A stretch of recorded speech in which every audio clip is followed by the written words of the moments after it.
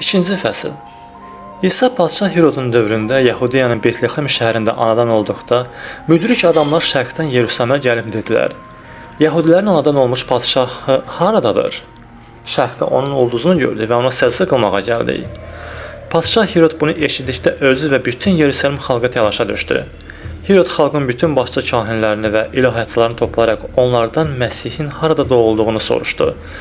Yahudiyanın Betlehem şəhərində dedilər. Çünki Peyğəmbər vasitəsilə belə yazılıb: Ey Yahuda torpağındakı Betlehem, sən Yahuda hökmdarlar arasında ən kiçik deyilsən. Çünki xalqın İsraili çoban olan hökmdar səndən çıxacaq. Onda Hirod müdrik adamları gizlincə çağırıb onlardan ulduzun göründüyü dəqiq vaxtı öyrəndi.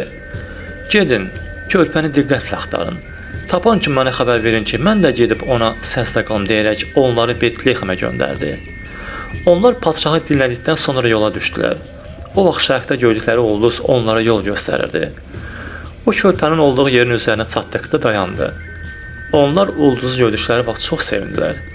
Evə girib körpəni anası Məryəmlə birlikdə gördülər və yerə qapanaraq ona səzdə qıldılar. Xəzinələrini açıb ona hədiyyələr, qızıl, kündür və mirra təqdim etdilər.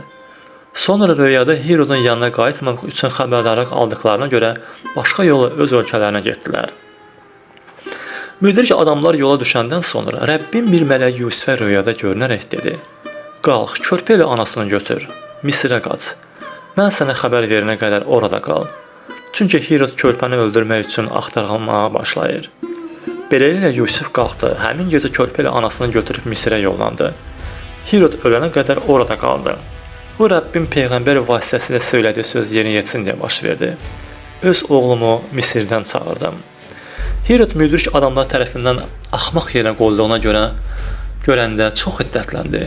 O müdrik adamlardan öyrəndiyi vaxta görə Betlehem və onun ətrafında yaşayan 2 yaşından aşağı körpə oğlan uşaqlarını öldürdü.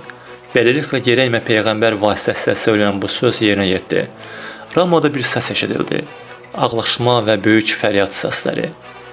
Rahilə uşaqları üçün ağlayır, təsəlli tapmır. Çünki onlar daha yoxdur. Hirod öləndən sonra Rəbbin bir mələyi Misirdə Yusifə röyada görünüb dedi: Qalx körpə ilə anasını götür və İsrail ölkəsinə qayıt. Çünki körpənin canını almaq istəyənlər öldü.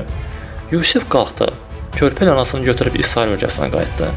Amma Arxelanın öz atası Hirodun yerinə Yahudiya padşahı olduğunu eşidəndə oraya getməyə qorxdu. Röyada xəbərdarlıq alaraq Qalileya bölgəsinə getdi.